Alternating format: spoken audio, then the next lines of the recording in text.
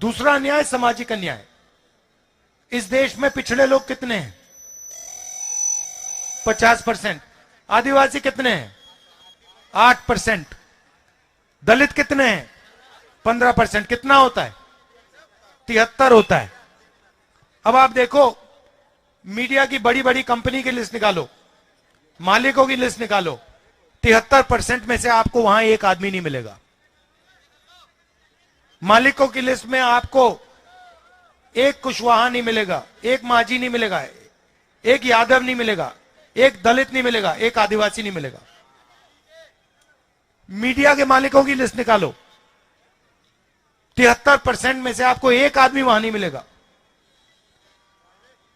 650 high court के जज हैं हिंदुस्तान में, 73% आबादी के पास 100 हैं।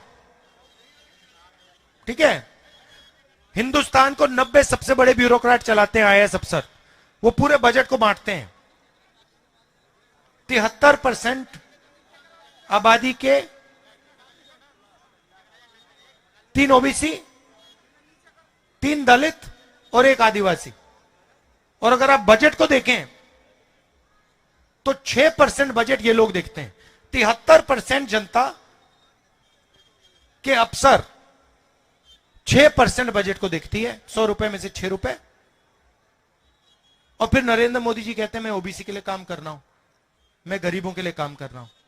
हमने जाति जनगणना की बात उठाई, हमने सिर्फ यह कहा, देखिए जैसे किसी को चोट लगती है, आपको कभी चोट लगी है, अस्पताल गए आप, पहला काम डॉक्टर ने क्या कहा? एक्सरे कराओ।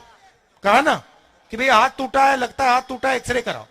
तो हमने कहा कि भैया हिंदुस्तान का एक्सरे करा देते हैं, जाति जनगणना करा देते हैं, पता लग जाएगा पिछड़े कितने, दलित कितने, आदिवासी कितने, गरीब कितने, कितना धन कितने किसके हाथों में है। अब इसका तो किसी को एतराज नहीं हो सकता, किसी को एतराज नहीं हो सकता कि हम कह रहे हैं भैया देश का एक्सरे कराओ, पता लगाओ धन किसके हाथ में है, पूरे के पूरे एसेट्स किसके हाथ में, अदानी के हाथ में कितना है, गरीब जनरल कास्ट के हाथ में कितना है, पिछड़ों के हाथ में कितना है, दलितों के हाथ में कितना है। नरेंद्र मोदी जी कहते हैं नहीं, हिंदुस्तान में तो कोई जात ही नहीं है, 2 ही जात है, एक गरीब है, एक अमीर है। अच्छा, अगर 2 ही जात है तो फिर आप ओबीसी कैसे हो गए? पहले आप कहते थे हम ओबीसी हैं, हम ओबीसी हैं, हम ओबीसी हैं। अब हमने एक्सरे की बात की, जाति जनगणना की बात की, आप कहते हो भैया इस देश में तो ओबीसी है ही नहीं, पिछड़े है ही नहीं, सिर्फ 2 जात है।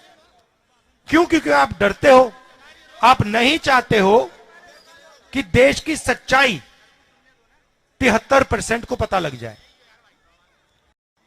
प्राइवेट कॉलेजेस देख लीजिए, उनके मालिक देख लीजिए, 73% में आपको वहां एक नहीं मिलेगा। अस्पतालों के मालिक देख लीजिए, उधर 73% का आपको एक नहीं मिलेगा। तो कहा जाता है कि आपको भागीदारी दी जा रही है। नरेगा की लिस्ट निकालो भैया, डिस्टर्ब मत करो, नरेगा की लिस्ट निकालो आप, ठीक है, मजदूरों की लिस्ट निकालो, उसमें आपको 73% दिख जाएंगे। ये जो सड़क बनाते हैं इनकी लिस्ट निकालो, इनकी लिस्ट में आपको सब दिख जाएंगे। यहां आपको पिछड़े दिख जाएंगे, दलित दिख जाएंगे, आदिवासी दिख जाएंगे। तो मैं सिर्फ यह कह रहा हूं कि अगर मजदूरों की लिस्ट में 73% दिख सकते हैं तो बड़े बड़े उद्योगपतियों की लिस्ट में क्यों नहीं दिख सकते? स्कूल कॉलेज की लिस्ट के मालिक में क्यों नहीं दिख सकते? इन्होंने क्या गलती की है? इनमें क्या कमी है? और ये 73% है। इनको आपने कहा, पहले क्या होता था? पहले इनके लिए रास्ता बनता था। कैसे बनता था? पब्लिक सेक्टर हुआ करता था, आपको याद होगा, BHEL, HEL, ये सब कंपनियां थी,